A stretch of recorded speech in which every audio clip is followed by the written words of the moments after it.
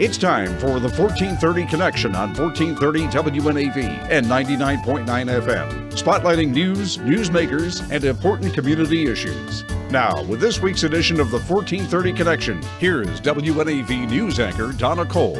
Welcome to the 1430 Connection. I'm Donna Cole. I'm in the studio today with Laura Neuman.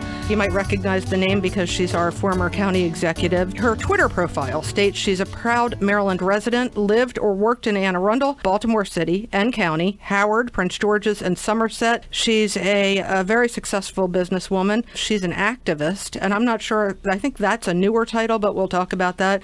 And she's also a mom. Her daughter Avery is reading a book in our studio right now, being very quiet. She's worked in the financial and tech industries, obviously in politics, and I think one of the coolest things about her is how she came about her degree, her educational degree, and we'll talk about that in a minute. Laura, thank you so much for joining me. Well, thanks for having me. It's delightful to be here. It's always nice to be back in Annapolis, too. So we're going to step back in time. Let's talk about that degree, because I really am we were just talking about education before the interview started. I'm a big believer in doing things myself, not necessarily for my child sometimes, but doing things not traditionally and taking the road less taken. It's hard to say that to your kids, but at any rate, you did this. Yes, my children are definitely having the traditional path. That unfortunately wasn't entirely available to me. And after attending 6 different schools, public and Catholic, I ended up dropping out of high school and didn't really have a path. I mean, I'd come from a dysfunctional family. My parents had criminal backgrounds and both were high school dropouts.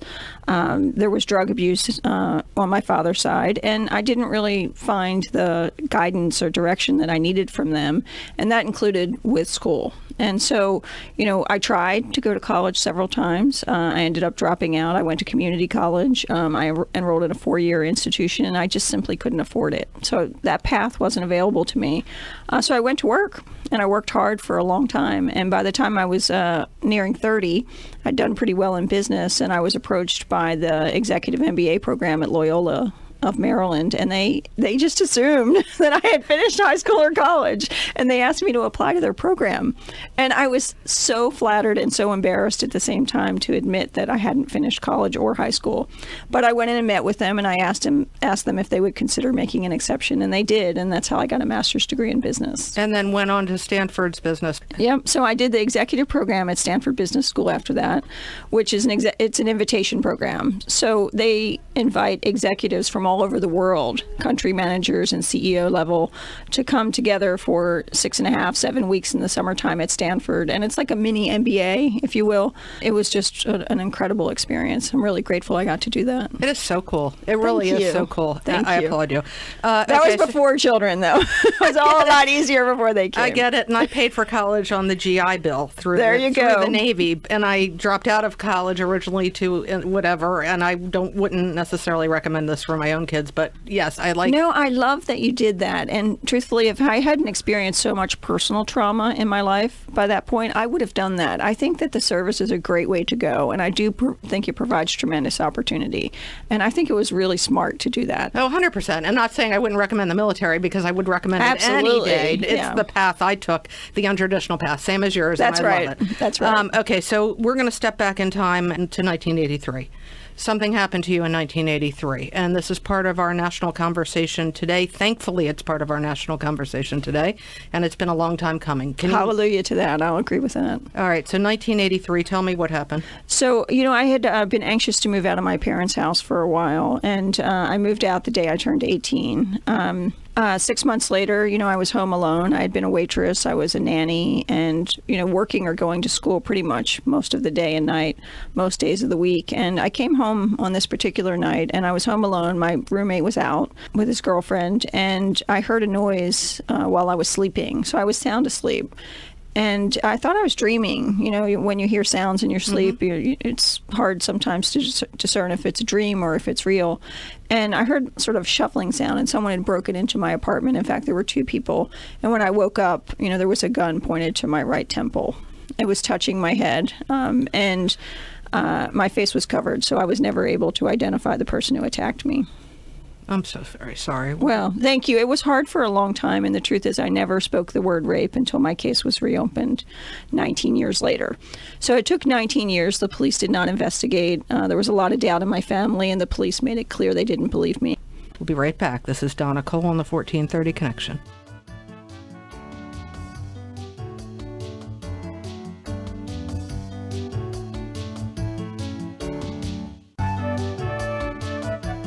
Welcome back to the 1430 Connection. I'm Donna Cole. In the studio with me today is Laura Neuman.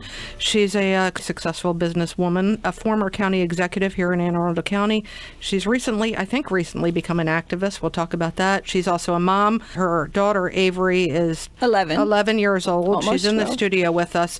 She does know the story, you said. She does. Well, she had to know the story because, I'm very public about it. And I believe that, I have a responsibility to advocate for other women who have been through this. And so my children are exposed in that way. But they're also exposed because I lock the doors every night and I set the alarm, and they don't understand why that's so important to me. And anyone who's ever been through this kind of assault knows that you never really feel completely safe again. And so I didn't want them to think that I was paranoid, that in fact there was a reason for my concern or my fear. And so it's led to a lot of conversation about it in our home. You're hypervigilant. I am. I think that's a good way to explain it or to describe it. My daughter has called me the same thing, not for the same reason. Do you think that will have any sort of detrimental effect on them? Have you thought about that? I do worry about that quite a bit. We talk about it quite a bit in our family because, this is my experience. It's not their experience. Right. And the best thing I can do as a parent is try and prepare them for going out into the world. I worry more, honestly, about my daughter going to college than I worry about pretty much anything. Welcome to the club. Unfortunately. And so I think if they understand it, they are better prepared to handle anything that comes their way. You're writing a book? I am. I started a while ago. Mm-hmm. I was encouraged to consider it 15 years ago after my case was solved. And to be really candid, I just didn't want to be the girl who was raped. I didn't want to be known for that because I'd had so much success in business and I felt quite proud of overcoming a lot of challenges. But I also didn't feel like I had arrived to the point where I had a message that I could share. Mm-hmm. And so it took me a while to figure out what my true message was. And about a year ago, I became pretty earnest about it. I did a lot of research on my family history, and I felt like I had the right message at that point that I thought would be meaningful and worthwhile. The police didn't take you seriously on the rape? Oh, they made that quite clear. 2 people entered your house. They had. Was there a rape test given right away? I was taken to the hospital. I called a friend to go with me. I didn't trust a family member to accompany me at the time, and my friend, with whom I've recently, reconciled in Baltimore, become connected to again in Baltimore. She shared with me exactly what happened when she came that night to support me, and that she clearly stated that, the police said you made it up, and they showed us the footprint outside the window and said they thought it came from your shoes. So they were quite clear with me and everyone else that night that they did not believe me. Did anyone offer any sort of victim assistance or trauma assistance or psychological counseling? I can only... the reason for my laughter about that is that it's so sad. I can only laugh to avoid crying about how sad it is at how these crimes are handled. In fact, when I left the hospital the next morning, they handed me a pink slip of paper, which I still have to this day, and they said, come back in a week to be checked. And I went back, and then I received a bill. Not only did I not receive assistance, I received a bill for going to the hospital to have them take a rape kit. And I had to call and plead poverty, which was in fact true. I didn't have the funds to pay the bill. And so because I met the requirement on my personal financial situation, they waived the fees only because I didn't have enough money to pay. 1983, solved in what year? It was solved in 19 years later. It was in 2002. I happened to meet my husband the night of the arraignment for the case. It was just purely a coincidence. The case was reopened in April, and it was actually solved in 3 days, less than 3 days. What prompted the reopening of the case? Persistence, determination. Absolutely. I was relentless at that point. I knew that it could be solved. I was aware of DNA and it being used to solve rape cases. And in my case, I couldn't identify him because I didn't see him. But there was a swab of DNA at the time? There was. They had taken a rape kit at the time, and I thought that would solve the case. And the truth is that that evidence had been destroyed by the Baltimore City Police Department. So it was not solved on DNA, but there were also fingerprints, which, by the way, had been available the entire time, but could have been run against the CODIS database at least a dozen years earlier and solved the case, but it was never investigated. And this did happen in Baltimore City? Yes. And yes. Have you considered legal action? Is there... No, actually something really extraordinary came out of it. And that's a part of this story that's seldom told. Several years later, I was traveling the country with my family. We had taken a year off to travel this great country. And, I was in South Dakota and got a call from a detective that they were working on numerous unsolved cases with matching DNA. And they asked me to sort of work with them on this. It turns out that after I had gone public in 2002 with my case, 48 Hours did a show about my story because it was A, a 19-year-old case, and B, because I had lived an unusual story of success in business after such a troubled start in my childhood.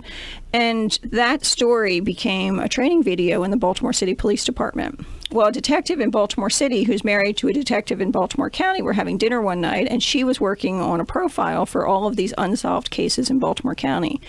And he said, I think you ought to watch this video that we've seen in training. And she watched it, and it matched the profile she was working on.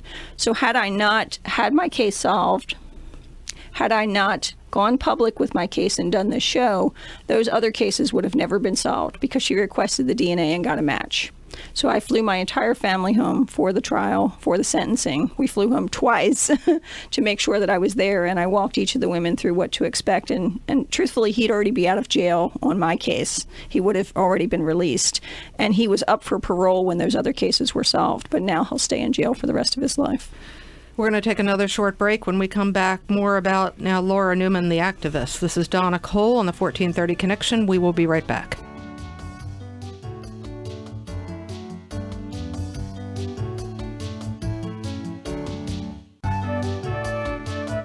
Welcome back to the 1430 Connection. I'm Donna Cole in the studio with Laura Neuman, and she is our former county executive. In January of this year, many years after your rape, it seems like something clicked in you. At least on your social media it did. Maybe privately you were out there talking about this, but publicly the Me Too movement has made many people speak out about the horrible things that have happened to them. Here we are. Again, January, you started posting about your rape, about the police investigation, and then finally what you have indicated as male bias in media coverage. Well, I was referring specifically to their coverage of me. I have written an op-ed, which was in the Baltimore Sun, about my personal Me Too experiences, and candidly, there were several. I mean, there wasn't one. You have worked in several male-dominated industries. Absolutely. Tech sector still is. Very true. Financial sector still is. And, that didn't really bother me. I mean, I like the guys. Right. I'm all about us all working together. Right. What women want ultimately is equality. They want to be treated as equals. It's not that we don't want to work with men or we don't appreciate what men or women bring to the opportunity. It's that we just want an opportunity ourselves. So I did do the op-ed a while back, but I had done a lot of research about my history and family history because a lot of it was inaccurately portrayed in the campaign. It was a pretty nasty smear campaign, and I knew that a lot of what was said was untrue. And specifically, there was an article in the Capitol that was a profile of me, and I went back after having done all this family research, and I asked them to retract what they wrote about me because it was so way off base. And when I went back and reread it, I was shocked because, truthfully, I didn't read a lot of media coverage of myself at the time because, it can really dominate your thoughts. And I was focused on the work I was doing. And you can't control it. I mean, the media gets to write what they want to write. And so I accept that. It's just part of showing up as a public figure. But when I went back and read it, I was really shocked at how they legitimized the man who raped me. I mean, they framed him as someone going back to school to get his degree and how, this happened in the middle of that. And the truth is, he was one of the most prolific rapists in Maryland history. And in fact, my case and him as the rapist was used to pass legislation in Maryland so that people like him couldn't continue to do what they did. And so that really offended me. But also the article talks about how my children would like me to not work. Well, my opponent in the race also was a single father, a single parent at the time. He raised his kids without a spouse and with help from nannies or babysitters. And I felt really shocked and judged in a way that I didn't think was fair to women. If you read the article, there's a lot of discussion about whether I was really, credible in my career. And there's a lack of understanding of raising venture capital and how women can have those roles as well. And so I went back to them and said, look, this isn't, first of all, accurate in many areas. But secondly, it's sexist, and you've legitimized someone who is a serial criminal. And I think that you guys should rethink that. And no response? The response was, well, it is basically what they said at the time was, well, we have people on the record who, provided quotes, and we can go with that as long as you can't prove otherwise. And so at the time I proved otherwise, and some of those things didn't go in. But it doesn't change the characterization, which is clearly sexist and clearly legitimizes a serial rapist. Do you think you lost because of this? There were many reasons I lost. It was a Republican primary, and perhaps I wasn't as a Republican as my opponent had put himself out there. I accept that. It's primaries tend to bring out a lot of social issues that really aren't about running the county. I hadn't really given thought to a lot of those issues. I was focused on the administration of the county, and I was new to politics, and truthfully, I was probably a bit naive. There was a lot I didn't understand about politics and how that happens. I do think that the smear campaign and branding me as someone who wasn't truthful or was a liar was very effective. And I do know that the opposition research that was provided was instrumental in that process, and it played into that article. So that's why I became an activist. I'm tired of women being treated this way. We just want the same opportunity. And when you're talking about a rapist and legitimizing that, or you're talking about a woman and how she should be home taking care of her kids, then you're not talking about that with men. You're not being fair. In one of your posts, one on January 18th, and I have to do this as a member of the media, speaking of being treated fairly, you wrote, "We deserve better from the media. This is why there's so much talk about fake news, ... disappointed." You thought you were untreated fairly in this article. For sure. You don't think that every member of the media is... Of course not. Okay. No. I think that most people, media included, do the best they can on any given day. But to suggest that there's not a bias is just simply not true. I mean, I had someone post recently because I put an article out there about the $1 trillion deficit that's coming in this fiscal year.